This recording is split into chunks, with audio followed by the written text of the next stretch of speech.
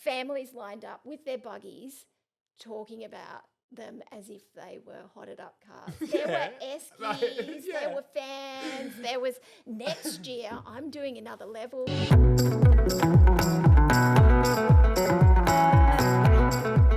Hello, welcome to Radio Woodfordia with your host, me, Harley Breen. On this episode, I get to talk to a colleague. I have colleagues. She is my colleague because, like me, just of recent years, is a programmer at Woodford, but she is she's more senior. She's been in the job longer. It's Chelsea, and she has been programming the Circus here at Woodford for a decade, and she's good at it. I think I've enjoyed her programs in the years gone past. She's also from that world, and I enjoyed her positive energy about it. She really likes it. She nerds out. I like people who nerd out about the things that they're into. And it was a nice, fun chat. Hope you enjoy. I am a sweaty Betty. If you're only listening, that'll mean nothing. But if you're watching, you can see it on me. But I'm here with my mate Chelsea. How are you? I'm very good, thank you. Thanks for having me. It's a pleasure, and I'm calling you mate. I don't think we've spent a hell of a lot of time together, but we have a shared role, and I feel like that means we have an understanding.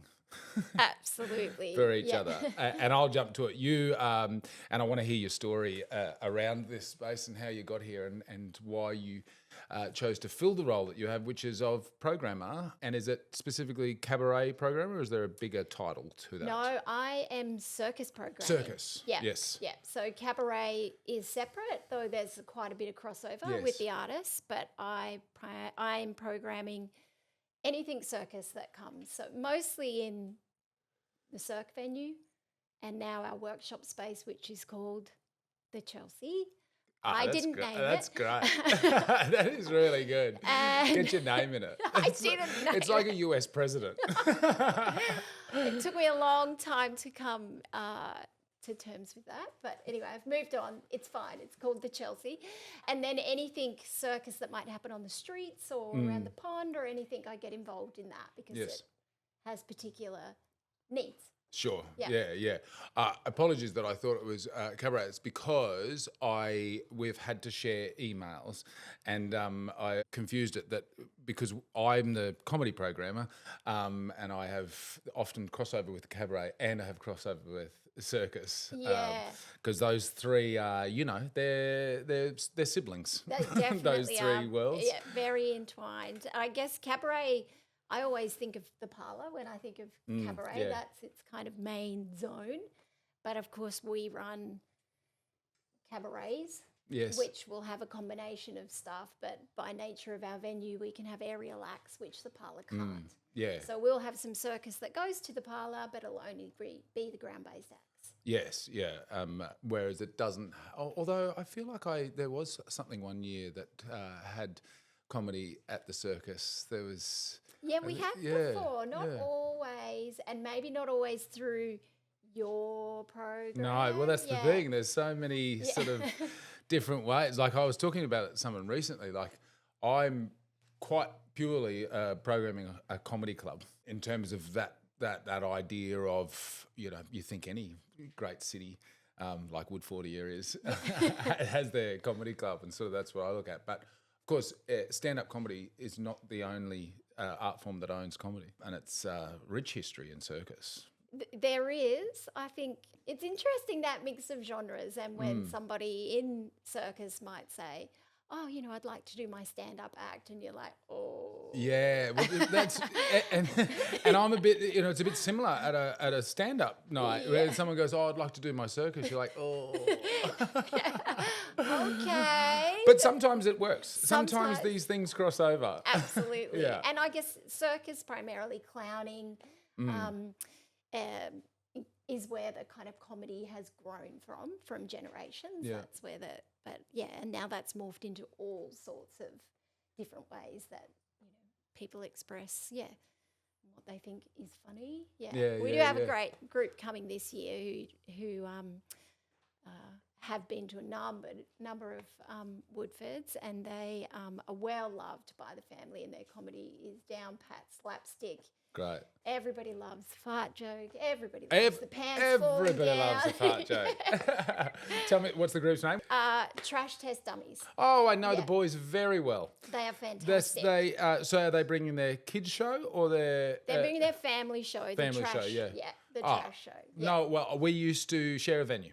At the Adelaide Fringes when I met those boys. They would be, I think, finishing as we were going on for my kids show, Captain Fun Pants and the Mystery of the Funomatic Fun Wand. There you go, pants. You see, Pants, mate. Oh, we had a whole character in there called what was it? It was something farts. And Princess Poppy Puke as well. Yeah. You know, they love it. These things that happen. It's the right type of humour. It sounds like a trumpet. It's very funny. And those guys, the Trash Test gang, they've got it down pat. I think they're great acrobats. It's full of great skills in terms of the circus, but their comedy and their engagement is really, and it goes down a treat at Woodford. And they're a well-oiled machine, and they really put in. They come off that show completely drenched, and there's no hose. Who else are you? Ooh. Who else are you pumped about on your own program? Did you have to fight for anyone? Do you know what I mean? Like, just not necessarily convince, but there was someone you wanted. In my own programming, not so much, because it's pretty specialised, and most of those acts can't go in other venues, either because they need the aerials or, you know, they need the stage size or whatever. So there's just not other venues that they can translate. But there were a few people that I was really pushing across to other people, going, oh, they're not quite circus, but I could maybe somehow. But could you have maybe, you know? I think that was our email, backwards and forwards a little bit, but opposite. I was like, can I have them for a day? Yeah. And Astrid and Otto are coming. Yes, and that's who it was. Yeah. Dorot and Punkt, who have also done many. Great Woodfords. Comedy. Yes, very good. Yeah. And I think they could really fit in so many I've genres. toured with them, you know, on the Melbourne Comedy Festival Roadshow, and shared the stage here with them. And and so when I saw them, I was like, oh, absolutely. But you had already taken them. And we've not had them in the circus venue before, but they are quite, they are a big part of our circus community outside of performing. They come to the circus festivals. They are in other shows. They've been part of Circus Oz. They're big in the clowning community.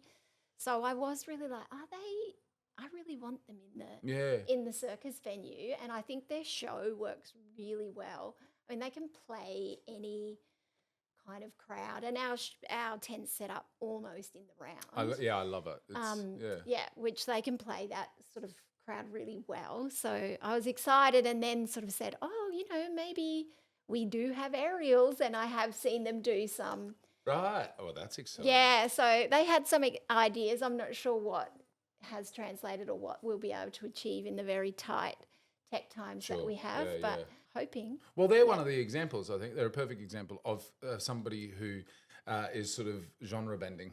Yeah, like, well, you could, and I can see it. You know, you wouldn't think, are we going to have, you know, essentially a musical duo, musical comedy duo in a circus tent? But when you know the act, you're like, oh, that fits. Aesthetically, that looks great too, because they're really dynamic to look at. And, for sure. Yeah. And I think it's important to, this is my feeling anyway. I mean, we get trapped a lot. Well, I certainly get trapped a lot in my own venues at the festival. But I hope they will bring other people that might not necessarily come to the circus venue to see stuff and go, oh, okay, this is kind of cool. Maybe there's some different stuff that I could see that's in here that I wouldn't usually go to or visit this venue. Yeah. Well, I've tried to achieve that too in moving my program around multiple different venues. So we can pop up in venues that you don't normally. For instance, there's a new show called the Woodford Watch List, which is a lineup of unknown up-and-coming stand-ups that are going to do an afternoon show in Bob's, and so that we haven't had stand-up in there as a show. So I'm hoping that will do a similar thing, like you're saying. Yeah, bring new people to it, and that's interesting. I always have a couple of emerging artists, or I don't like to call them emerging artists, but much younger artists here. And I have 2 aerialists coming this year who I'm really excited about. And one who I know, who I've seen grow up through Circus, and another one who I don't know, but came to Woodford 5 years ago with her family, had not done Circus at all, got obsessed, stayed in the Circus venue the entire festival, left, has trained and trained and trained and trained, just in aerials, because all she wanted to do was come back and be on the stage. Oh, that's great. So she's coming back this year with her family, and it'll be her first time to perform here. Obviously. Oh, that's exciting. She's only 16, I think. I'm super excited. What an exciting thing to come here as a punter, see a thing, get an interest, dedicate yourself, and then come back and get on the stage. I'm really excited because I think too, when you put the young artists in a cabaret lineup that is full of professional artists that are high level and have been doing it for a really long time, it really lifts their experience and their kind of game as well. So I'm super excited for that for her. Rather than, I remember years ago working with Chloe, she was programming, and we were talking about how because in the circus we do try to bring in a lot of the teens and how we can get them on stages and things. And she was like, we can't have emerging stages. Everything's got to be, and we don't want them to look like they're not good enough. Yes, they need absolutely. the same values that everybody else gets. And I was like, it's always stuck in my mind going, you're absolutely right. Like, and maybe I can't have as many as I'd like, but if you can give a chance to a few to really have that big step up, I think it mean a lot for them. Totally, and I think it certainly was important for me in my own journey to have these shows and festivals that are aspirational, that just like this circus performer, you see and go, I'm going to put the work in so I can get on that stage. Yeah. And with these emerging, again, I agree with you too. It's a funny word, emerging. You're either here or you're not. Yeah. You're not halfway There's out. a truth to it. There is, And I think we understand what we're saying. But I've got almost the whole of that cast on the big stage as well. Awesome. So, they're either in the gala or at the club. Yeah. Because do you have a background in circus? Is that your history? Yeah. You're a performer? Yeah, no longer. Yes. Definitely past that. I was just thinking this the other day because my eldest son is 24 and my first Woodford, he wasn't 1 yet. Oh, wow. So I was like, it's always a good reminder. And so I came to Woodford as a punter. Yeah. Then an emerging artist. Yeah. I spent a lot of time on the circus stage here performing. And I still remember the night going, in the circus tent saying, wow, wouldn't it be great to be the circus programmer at Woodford one day? Thinking that'd be such a cool job. And and then I fell into it. Yeah. And I am not sure how many years I've been programming, but I'd say it'd be up to the 10-ish. I was a performer, but I also ran my own circus company for about 11 years or something. Okay, right. Yeah. So I worked as a contemporary circus performer. I came from dance, ended up in circus as just a bit of a crossover, as you do. And then started my own company that mostly toured internationally. Great. What was the company name? We started off as Company 2 and then it was just under my own name. Okay, cool. Yeah. Does that still go? No, I wrapped it up. Yeah. So couple of some of the works that performed here was Scotch and Soda. We always did music and circus. Yeah. Okay. So Scotch and Soda had a 10-piece band, 5 acrobats. Before that was a show called Cantina. That was the one that really sort of took off, I guess. And we initially were making, it is called contemporary circus, but it's just not your traditional circus. Sure, I wouldn't say it's contemporary, for Spiegel tents. Oh, great. And it was lovely spaces. Yeah, it was a bit of a niche at the time. And so we just found our market that we liked and that's how we took off. Yeah. And then we branched into all different sorts of things, making children's shows and other things. And I'd been trying for a while to jump off the bus. Then there was a big explosion in my life as well as COVID. which was like, great. Here it is. This is the reason. And now I'm a kindergarten teacher. Are ya? And I love it. That's fun. That is so fun having a circus performer as your kindergarten teacher. Do the kids know? Do you bring any elements of circus into that? A bit. I was pretty quiet about it because I was trying to make a shift. Sure. And it's I didn't really realise that, I don't think you quite realise the difference. I'd never been in a normie full-time job. Yeah, me either. And it wasn't until one day, actually, one mum came in and quite loudly was like, I Googled you. And then and I was like, and my boss. I haven't met that mum, but I've met that mum. My boss was like, are you okay? Are you? And I was like, no, it's just, I think my other life has crept in. She's like, but is this okay? Yeah, because, it's not like you didn't divulge that you'd been to prison. Like, it's fine. I'm sorry, I was a clown. So we have, last year, we've made a few concerts, but where I work is Bush Kindy. Where I work is a bit like Woodford every day. Oh, great. I know Bush Kindies, yeah. In the city, Yeah, great. So we have a good time and we do, there has been some interest in circus, but it's really child-led and whatever they want to do. I'm past my time of teaching handstands and forward rolls. Oh, yeah.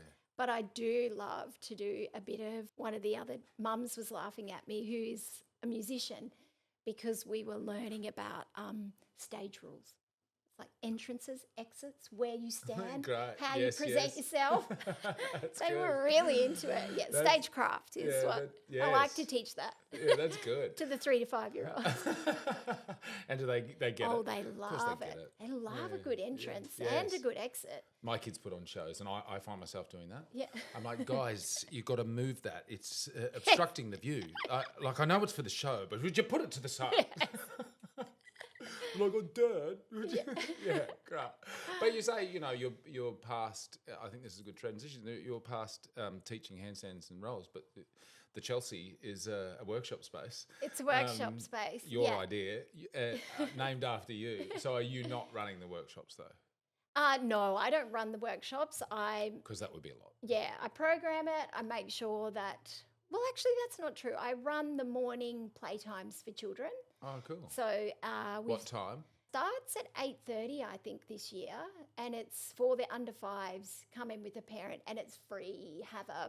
It's free play. It's not, structured. I've got one of those. Yeah, in that great. Category. The others are above it. So. Yeah, it's really great time to be there, and because the space is primarily for teenagers, and then there are some adult classes. So for those little ones, it's a bit trickier to be in there at other times with big bodies flying around. Yeah. But at that time, there's also come down and decorate your buggy if you've brought in a buggy to drag the kids around. Oh, I'm going to be there. Yeah. I have quite the duck's nuts of Woodford cards. And Do you? It's been a genuine passion project of mine. The one that I currently have is 5.0. Great. It has a macrame hammock in it. It's 3 levels. Yeah. That's fun. I like the Woodford cart. Yeah. I think it was the Woodford pre-COVID. It was the first year we did the buggy parade. You could decorate it, and then we did a parade around the festival. And then we had a buggy meet. And it was, because I don't mind a bit of a car meet. Yeah. Oh, please. What's your car? Let's turn this into a car podcast. But it was like families lined up with their buggies talking about them as if they were hotted up cars. There were eskies, there were fans, there was next year I'm doing another level. Yeah. There was an amazing one that the whole wall came down. And so when they were watching a show, it rolled out, the kids could roll out their thing. We spoke. I spoke to that particular family. Amazing. Yeah. That is great. I want to be there. I'm genuinely, there's a joy in me at the moment talking about this, because there's these moments where I'll be walking around with mine. And it's not always Dad's, but there's a particular moment when a dad will go, how'd you do that? Yeah. Or I'll look at you and go, what'd you do that with? And then a half an hour later, you're taking things apart, you're pulling out screwdrivers. And if you've got to pull little ones around the festival, you've got to make it a great experience for everyone. Actually, if you're listening to this and you're coming for the first time with kids, bring kids. There's so much here for them. But get a cart. Yeah. Don't push prams. No. It is for no one. Because there's all this blue metal everywhere, which is great, functional. The gravel for, all manner of things. But it's not a pram's friend. No, it's not. Yeah. And it's also the buggy becomes a space. So if you want to hang it, it's their safe space. And prams do that as well. But the buggy's got that, I can go in if I want to have a nap. You can put the ice down, you can you can spray it. Yeah. Yeah. Well, and mine was sort of purpose-built. The top is a baby change table. So that you can change a nappy at the back of a concert and the kids are all there and have shade. And I can even add a stretch sit on the edge of it underneath that. So when Dad's a bit tired. We got a beautiful one. It lives at the Chelsea now, donated to us last year. That's a dragon. Oh, great. And Dad said it was his project for a couple of years, but his son's now grown out of it. And so he donated it to us. It's really great. It just lives there. It's got a sign on it. If you want to take it for a ride, you can take it round, bring it back. Last year at the festival, people would take it off, have it for an hour or so, and then bring it back. Oh, it's great. Yeah, it's got wings and everything. Yeah. Oh, cool. Yeah, all right, I'm putting wings on mine. It's not a competition. It is. It 100% is. And I'm getting panicked now. I'm like, oh my God, there's not much time. I need to put some new features on it. I do have you didn't hear it from me, but a secret whiskey store at the bottom of mine. Oh, great. I obviously never bring whiskey in. And I also put it to Shervo, the site manager. I'm like, can we get powered carts? I mean, just like a little electric motor on the back. It's just to help out because some of the hill. He goes, yeah, no. I'm like, come on. I reckon it's the new thing. We've got to start, I don't know, children's festival somewhere. There needs to be a space for extend on the decorating to build. Absolutely. I would absolutely fall over myself to either be a part of that workshop or be a facilitator. I always said about craft that my passion and desire outweigh my skill and ability. Oh, yeah. But it's a way to get things And look, done. I was never a crafty until I became a kindergarten teacher. And now I'm like, anything I make goes. Oh, I love it. I really... Even if they go, what? Don't think that's a horse. Yeah, no, it is. That doesn't look like a horse. It's so judgy. So the Chelsea as a venue quite close to the Circus? They are quite close. It's just sort of down the hill a little, across the road from the Children's Festival. So it's all in that area. Right. I was going to say that is it's such a perfect location for all those, because there's such a crossover.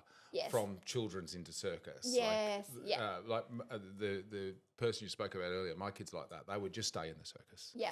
And sometimes also need a bit of a break from the circus and they can just wander down to the children's. Yeah. Or they can come down to the Chelsea. So the Chelsea is where the Blue Lotus used to be. Okay, yeah, right. So it's lovely. It's got shade. It's a nice area just to hang about. Yes. Lots of food stalls nearby too. There's food stalls. Kids always need to eat. Yeah, and there's the water there, so you do get a little bit of an afternoon breeze. Yeah. That's fine. I'll just lean into it. Yeah. So what brought you here in the first place then? Probably the circus, to be fair. Okay. Yeah. I mean, I think the very, very first time I came up, we had friends working on the pedal power juice bar and who were also circus friends, and that's, I guess, my community. And so they were in there. They said, oh, you want to all come up? We'll be there. We'll be doing shifts. And we just had a new baby. Thought, yeah, great, we'll come up. And, and so then we were part of workshops and, it just sort of happened like things do at Woodford. It's such a common answer. And from my own personal, it really escalated. And I just don't ever want to leave. Yeah. I love working here. I mean, it's always a mix. I've worked at a number of festivals and it's at the Chelsea, how that came about. It's a kind of story for me that always brings me back to Woodford because at the time the basically the space was built out of a lot of things. We built it in another area during, it was in my backyard in Brisbane at one stage till the council said, no. God damn it. But it's all the stuff that had been found, we'd collected, been donated to us, the convention centre, getting rid of truss. It's all kind of gathered stuff. And so during COVID, we were like, well, let's build it here. And it was a bit of a ramshackle, lots of tarps kind of situation. Yeah. My kind of architecture. Yeah. And at the time, the company had also been offered, I'd been offered a residency through COVID at QPAC in town. And we were like, oh, and some of the company members was like, oh, that's good, QPAC. And I was like, QPAC, Woodford, QPAC, Woodford. Yeah. Ramshackle space, covered in tarps. Indoor venue where I won't be allowed to take my kids. It'll be tricky. Always got to have people in the room. We'll have air conditioning. We'll have, but it's just totally, whereas here at Woodford, it's like, I feel like even now I'm not performing, but I'm programming, I can be free and creative and I'm not bound by, oh, you have to, and we've got all the rules and things to keep us safe. And sure. But you can still dream. Yes. And I think that's what keeps me coming back every time, even in the programming that's like, oh my God, I've done this for so many years. It still seems a bit out of order and I'm a bit unsure and it's not quite, but it all kind of works. Yeah. Yeah, it just works. I see that. I definitely see that in my own sort of experience now as I'm such a newbie at the programming. But even like the program launches tonight at point of recording, and my head's already in the next year. Oh, like I'm already like, okay, I did that. That's great. I could do this for 26, 27. Which is great. Yeah, that's the beauty of programming too. I sent 2 messages in the car on the way up to people going, not sure if you're at the festival this year, but I'm thinking about next year. Yeah, yes. Yeah. I've had those conversations. And, there's a part of it, let's just be honest, it's a hard job. And, I was going to make some sort of a joke. If you were in it for the money, you wouldn't have the brains for the job. That would put it that way. But yeah, I enjoy that tinkering around. Yeah, it's a puzzle, hey? Yes, it is. Yeah, it is. And we, even though like you mentioned before, we've got head of programming and who obviously is seeing the overbit, but there is a team of us.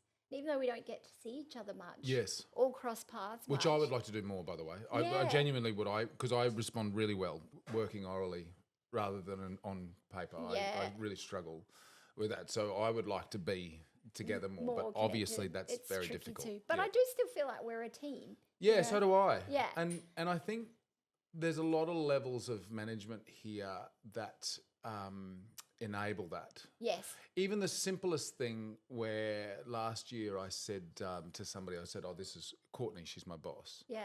And she went, no, I'm not. We work together. Yeah. And that simple phrasing, and of course she's not my boss. It's like, it's, there's just a thing that one of the things that I do, like you as well, in life. But I liked the correction. I liked being corrected on that. Because that is how it is here. And I think maybe a lot of people don't realise how many people are involved and collaborating to make this happen.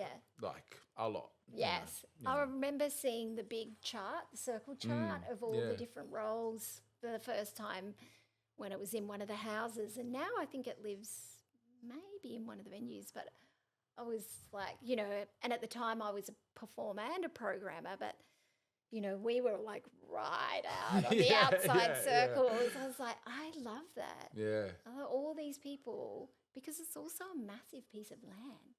It's, yes.